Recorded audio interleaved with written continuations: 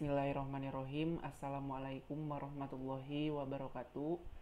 Halo anak-anak semua, selamat berjumpa kembali bersama saya Muhammad Ruli Saifuddin dalam pembelajaran fisika kelas 10. Pertemuan kali ini kita akan melanjutkan materi gerak lurus. Yaitu kita akan membahas mengenai aplikasi dari gerak lurus berubah beraturan atau GLBB. Materi yang akan kita bahas yaitu gerak jatuh bebas dan gerak vertikal. Sebelum memulai pembelajaran pada pertemuan kali ini, anak-anak semua diharapkan untuk subscribe, like, share, and komen video ini ya. Oke, materi pertama kita akan bahas mengenai gerak jatuh bebas. Gerak jatuh bebas merupakan gerak jatuhnya benda dengan sendirinya dari keadaan diam pada ketinggian tertentu. Misalkan kita lihat ada sebuah ilustrasi seperti ini. Jadi ada seperti menara Pisa. Seperti menara. Kemudian misalkan benda ini jatuh dengan sendirinya dari ketinggian tertentu sampai ke permukaan tanah. Ketinggian itu kita simbolkan besaran fisikanya itu adalah H. Atau H itu dianggap sebagai perpindahan atau S. Kemudian yang namanya gerak jatuh bebas, karakteristik dari gerak jatuh bebas itu adalah tidak ada kecepatan awal atau kecepatannya itu sama dengan 0. Kemudian percepatannya itu sama dengan percepatan gravitasi. Karena semakin ke bawah benda ini jatuh, maka semakin besar nilai percepatan gravitasinya, percepatan bendanya. Kemudian dalam gerak jatuh bebas ini hambatan udaranya diabaikan. Persamaan dari gerak jatuh bebas itu awalnya dari persamaan GLBB, dari 3 persamaan GLBB. Tapi di gerak jatuh bebas itu syaratnya itu kan karakteristik dari gerak jatuh bebas itu V0-nya sama dengan 0. Berarti nilai kalau ada persamaan GLBB kan yang pertama Vt sama dengan V0 ditambah A dikali T. V0-nya itu sama dengan 0. Berarti kecepatannya itu A dikali T untuk di gerak jatuh bebas. Karakteristik yang kedua atau ciri yang kedua, percepatannya itu diganti dengan percepatan gravitasi atau diganti dengan besaran G. Jadi pada gerak jatuh bebas itu kecepatan awalnya sama dengan 0, kemudian percepatannya itu sama dengan percepatan gravitasi. Dari persamaan kedua, ini kan ada 3 persamaan gerak jatuh bebas. Dari persamaan kedua kita bisa mencari nilai waktu jatuhnya benda berapa. Jadi berapa waktu yang dibutuhkan ketika benda itu jatuh dari ketinggian tertentu. Kita turunkan dari persamaan kedua. Jadi H sama dengan setengah dikali G dikali T kuadrat. Kalau yang ditanyakannya T kuadrat, berarti kita sederhanakan jadi H sama dengan GT kuadrat per 2. Berarti kalau ditanyakan T kuadratnya, tinggal 2H per G. Kalau ditanyakan T-nya, tinggal diakarkan akar 2H per G. Ini persamaan untuk waktu yang dibutuhkan ketika benda itu jatuh dari ketinggian tertentu sampai ke permukaan tanah. Keterangannya untuk besaran G yakni percepatan gravitasi, satuannya meter per sekon kuadrat. H ketinggian benda, satuannya meter. T adalah waktu. Vt merupakan kecepatan pada saat T atau pada saat waktu tertentu, satuannya adalah meter per sekon. Vt itu bisa kecepatan akhir juga boleh. Kita lihat contoh soal yang pertama. Dari salah satu bagian gedung yang tingginya 45 meter, 2 buah batu dijatuhkan secara berurutan. Massa kedua batu masing-masing setengah kilo dan 5 kg. Bila percepatan gravitasi bumi 10 meter per sekon kuadrat, tentukan waktu jatuh untuk kedua batu itu. Gesekan udaranya itu diabaikan, ada keterangannya. Di sini nilai H-nya itu sama dengan 45 meter. Berarti penyelesaiannya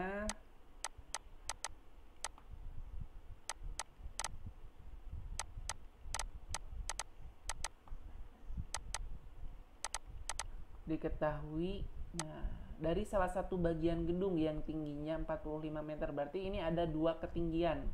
Nah, ketinggiannya itu sama. Nah, karena kan ada keterangan dari salah satu bagian gedung yang tingginya 45 meter. Meskipun ini ada H1-nya itu maaf, bukan H1-nya. Jadi meskipun di sini ketinggiannya itu ada dua, jadi H1 dan H2, tapi nilainya itu sama, 45 meter. Jadi H1 sama dengan H2, yang mana nilainya adalah 45 meter. Kemudian dua buah batu dijatuhkan secara berurutan. Nah, massa kedua batu masing-masing, jadi massa yang pertama 0,5 kg, kemudian massa yang kedua 5 kg. Nah, nilai percepatan gravitasinya G-nya 10 meter per sekon kuadrat. Nah, tentukan waktu jatuh untuk kedua batu itu. Nah, ditanyakan waktunya T1 dan T2. Karena kan ketinggiannya juga ada 2 dan massanya ada 2 juga. Nah, perlu diketahui syarat dari gerak jatuh bebas itu hanya dipengaruhi oleh ketinggian dan gravitasi bumi. Nah, meskipun kita lihat kan di sini kalau secara logika, nah, kedua batu ini kan yang pertama, batu pertama itu setengah kilo dan batu kedua 5 kg. Ketika dijatuhkan berarti kan massa yang paling besar, berarti massa batu yang kedua yang sampai ke tanah. Nah, tapi ketika ilmuwan Galileo menganalisis gerak jatuh bebas suatu benda, nah ternyata itu tidak dipengaruhi oleh massa. Nah, meskipun kita si batu ini berbeda massanya, tapi ketika sampai ke permukaan tanah, kecepatannya itu sama. Jadi dapat disimpulkan bahwa massa itu baik meskipun massanya besar ataupun kecil, dalam gerak jatuh bebas itu tidak berpengaruh. Oke, lanjut. Berarti untuk mencari nilai waktunya, pertama T1-nya tinggal akar 2H per Q H1. Nah, berarti T1-nya 2H berarti 2 dikali 45 per 10. Berarti 2 dikali 45 90 dibagi 10. 90 bagi 10 akar 9. Nah, berarti T1-nya sama dengan 3 sekon.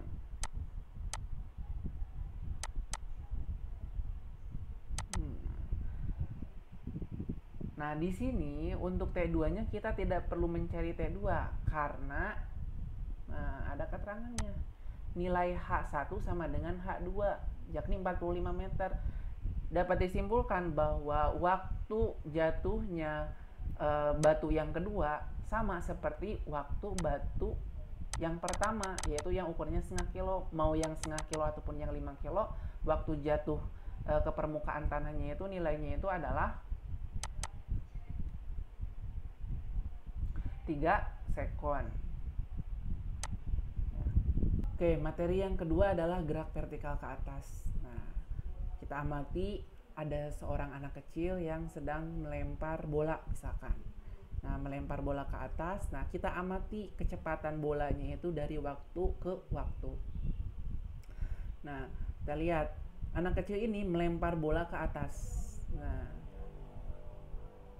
ketika melempar bola ini ke atas, nah, berarti kan arah bolanya itu ke atas, berarti memiliki kecepatan.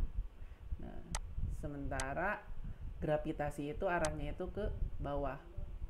Nah, ketika si anak kecil ini melempar bola dari kondisinya itu di bawah ke atas. Nah, ini kan melempar ke atas itu berarti si bola ini melawan arah gravitasi bumi. Nah, sehingga ketika mencapai titik tertinggi, si bola ini akan turun lagi ke bawah. Nah, akan mengalami gerak jatuh bebas ke bawah akibat tarikan gaya gravitasi bumi. Nah, kita lihat ilustrasinya itu dalam bentuk grafik seperti ini. Jadi pertama pada waktu T0, nah si bola ini dilemparkan. Nah, berarti kan memiliki kecepatan. Nah, tapi dia melawan gravitasi bumi, percepatannya itu. Kemudian ketika sampai di puncak tertinggi, kecepatannya itu sama dengan 0. Nah, tidak ada kecepatan. Nah, ketika sampai puncak tertinggi, dia tertarik lagi ke bawah si bola ini.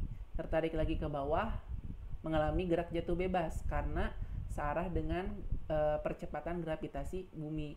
Nah, dengan demikian, untuk gerak vertikal ke atas itu mengalami gerak lurus berubah beraturan diperlambat sehingga grafiknya itu linear ke bawah seperti ini.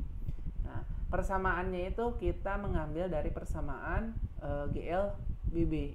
Nah, jadi dari persamaan GLBB, tapi tandanya itu jadi negatif. Kenapa jadi negatif? Jadi V0 dikurangi G dikali T, atau P0 kali T dikurangi setengah GT kuadrat, atau V0 kuadrat dikurangi 2GH. Nah, kenapa? Karena percepatannya itu melawan percepatan gravitasi. Arahnya itu ke atas. Kalau arahnya ke atas, nilai percepatannya itu sama dengan negatif nilai gravitasinya itu. Jadi dapat disimpulkan untuk gerak vertikal ke atas itu mengalami dua gerak. Nah, pertama ada gerak lurus berubah beraturan dengan diperlambat. Nah, kemudian ketika sampai mencapai titik tertinggi, nah si bola ini mengalami gerak jatuh bebas. Nah, atau GLBB dipercepat. Selanjutnya, contoh soal yang kedua. Nah, sebuah bola dilemparkan vertikal ke atas dengan kecepatan awal 40 meter per sekon, gravitasinya 10 meter per sekon kuadrat. Pertama, hitunglah waktu yang dibutuhkan bola untuk mencapai ke titik tertinggi. Kemudian, tinggi maksimum yang dicapai bolanya berapa, H-nya. Nah, yang ketiga ada waktu total bola berada di udara. Nah, diketahui berarti V0-nya 40 meter per sekon, gravitasinya 10 meter per sekon. Nah, ditanyakan waktu maksimum ketika mencapai titik maksimum, kemudian ketinggian maksimum yang dicapai bolanya berapa, dan yang terakhir waktu total bola berada di udara. Nah, berarti jawabnya yang pertama kita menggunakan persamaan gerak vertikal ke atas itu yang pertama. Jadi Vt sama dengan V0 dikurangi G dikali T. Nah, Vt-nya karena di sini waktu yang dibutuhkan bola untuk mencapai sampai ke titik tertinggi, berarti kita lihat nih ilustrasikannya seperti ini. Nah, kita melempar bola dari titik ini misalkan. Jadi kan kecepatannya V0-nya itu kan 40. Nah, 40 meter per sekon. Tapi ketika dia mencapai titik tertinggi, nah Vt-nya itu sama dengan 0. Nah, baru ketika mencapai kecepatan akhirnya, dia balik lagi ke bawah. Nah, mengalami gerak jatuh bebas atau GLBB dipercepat. Berarti kecepatan akhirnya sama dengan 0. V0-nya 40. G-nya 10 dikali T. Kita pindah ruaskan biar positif, jadi 10T sama dengan 40. Berarti T-nya itu adalah 40 dibagi 10. Jadi T-nya adalah 4 sekon. Kemudian yang kedua. Nah, yang kedua berarti kita menggunakan persamaan gerak vertikal yang kedua. Jadi hubungannya itu antara ketinggian. Nah, berarti untuk yang kedua H sama dengan V0 dikali T dikurangi setengah GT dikuadratkan. Berarti V0 nya tadi berapa? 40, T nya dikali 4 dikurangi setengah, G nya 10, 4 nya dikuadratkan. Jadi 40 dikali 4 160 dikurangi 5 dikali 16. Nah 5 dikali 16 itu 80. Nah berarti H nya itu ketinggiannya itu adalah 80 meter, karena kan 160 dikurangi 80 meter. Terakhir, nah waktu total berada di udara. Nah, di sini maksudnya itu adalah waktu yang dibutuhkan oleh bola. Nah, sejak dilemparkan ke atas sampai jatuh kembali ke tanah. Nah, kan di sini terdiri dari waktu mencapai tinggi maksimum, itu kan jawaban pertanyaan yang A.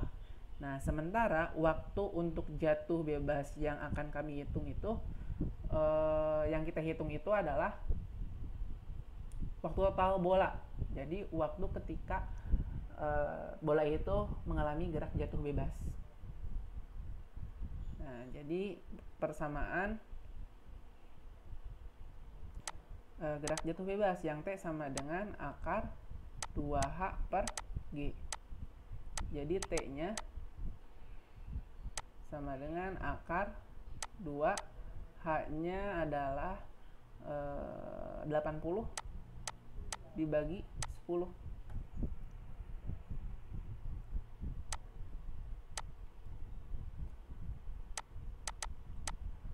Nah, 2 dikali 80 kan 160.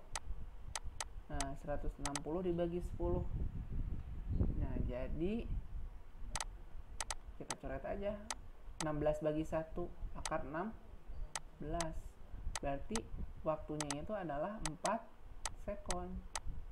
Jadi sama seperti waktu yang dibutuhkan bola sampai ke titik tertinggi. Jadi poin A dengan poin C itu jawabannya itu sama, tapi proses pengerjaannya yang berbeda atau persamaan yang digunakannya itu berbeda. Materi terakhir yaitu kita bahas mengenai gerak vertikal ke bawah. Nah, berbeda ya antara gerak vertikal ke bawah dengan gerak jatuh bebas. Nah, kalau gerak vertikal ke bawah itu jadi gerak benda yang dilemparkan ke bawah. Kalau gerak jatuh bebas jadi gerak jatuhnya suatu benda dengan sendirinya tanpa dilemparkan atau dijatuhkan oleh manusia. Nah, sama halnya seperti gerak vertikal ke atas, cuma yang membedakannya itu kalau gerak vertikal ke bawah itu arah bendanya itu searah dengan percepatan gravitasi. Nah, sehingga nilainya itu adalah positif. Nah, sama aja persamaannya seperti di persamaan gerak vertikal ke atas, tapi yang membedakannya adalah tandanya. Kalau vertikal ke bawah tandanya itu positif karena arah bendanya itu searah dengan percepatan gravitasi, yaitu ke bawah. Contoh soal yang ketiga, sebuah bola dilemparkan vertikal dengan kecepatan 10 meter per sekon dari atas bangunan bertingkat. Nah, nilai gravitasinya itu 10 meter per sekon kuadrat. Kemudian bila tinggi bangunan itu 40 meter, pertama hitunglah kecepatan benda saat dilemparkan, waktunya 2 sekon. Kemudian yang kedua adalah waktu untuk mencapai tanah. Dan yang terakhir adalah kecepatan benda sampai di tanah. Berarti diketahui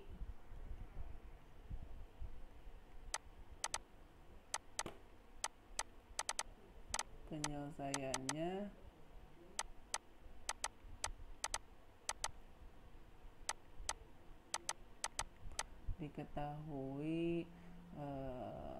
kecepatan awalnya 10 meter per sekon,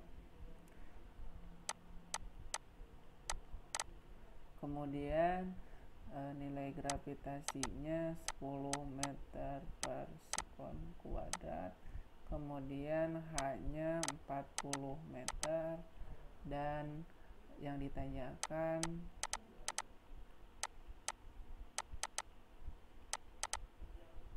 yang pertama A-nya kecepatan pada waktu 2 sekon. Kemudian yang kedua, waktu mencapai tanah. Dan ketiga adalah kecepatan akhirnya berapa ketika sampai di tanah. Berarti jawab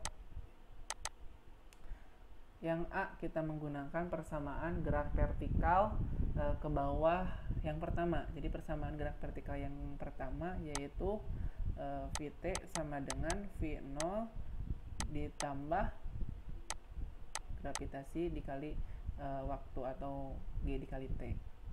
Jadi Vt-nya, V0-nya 10 ditambah 10 dikali 2. Nah, berarti Vt-nya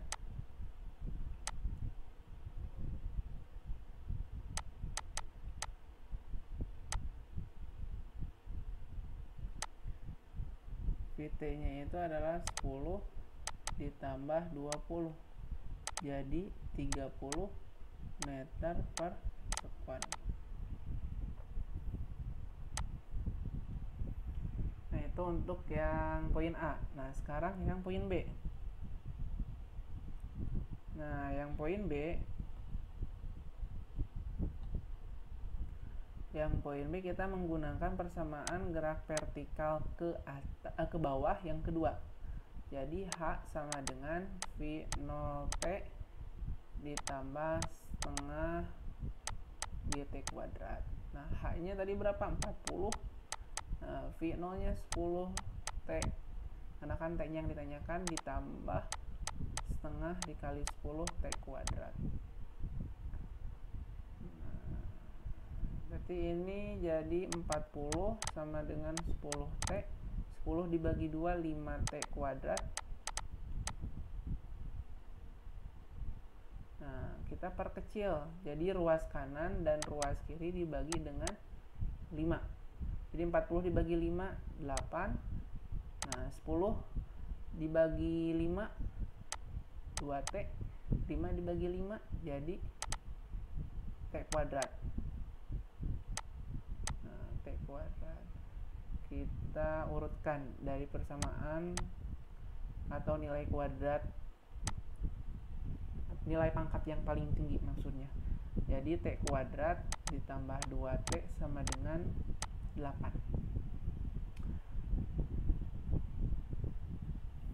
Nah, ini kan bentuk persamaan kuadrat. Nah, kita keluarkan persamaan kuadratnya jadi T plus 4 dan T min 2.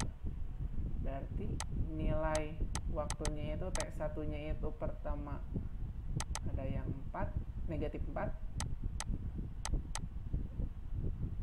T yang keduanya adalah 2 sekon. Jadi ada negatif 4 sekon dan 2 sekon. Nah, waktu itu tidak mungkin hasilnya negatif. Nah, maka dapat disimpulkan waktu yang diambilnya itu atau waktu untuk mencapai tanahnya itu adalah yang T kedua, yaitu waktunya itu adalah 2 sekon.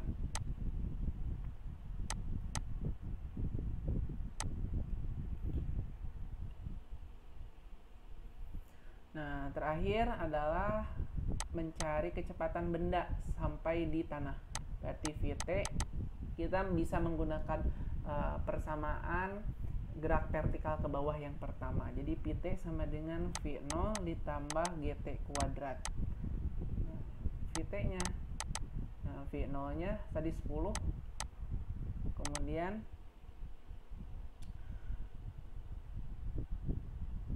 GT kuadratnya,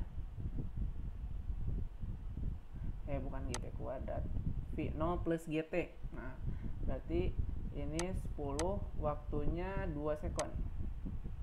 Berarti Vt-nya 10 ditambah 20. Berarti kecepatan akhirnya yaitu 30 meter per sekon.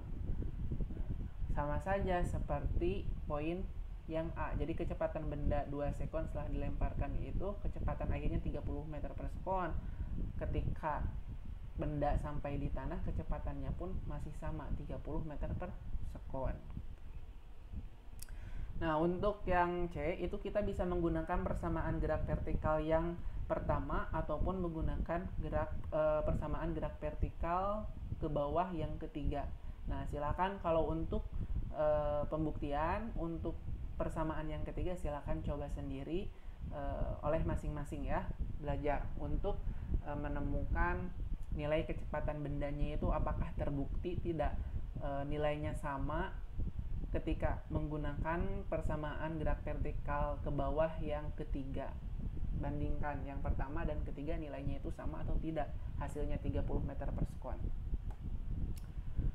Nah, untuk materi pertemuan hari ini dicukupkan sekian, mudah-mudahan bermanfaat bagi anak-anak sekalian. Nah, jika ada pertanyaan baik mengenai materi pada pertemuan kali ini ataupun tugas, boleh kita diskusikan di grup Telegram masing-masing. Nah, seperti biasa, tugas diupload di GCR kelas masing-masing juga. Nah, semoga pertemuan kali ini bermanfaat dan mohon maaf bila ada kesalahan. Billahi taufiq wal hidayah. Wassalamualaikum warahmatullahi wabarakatuh.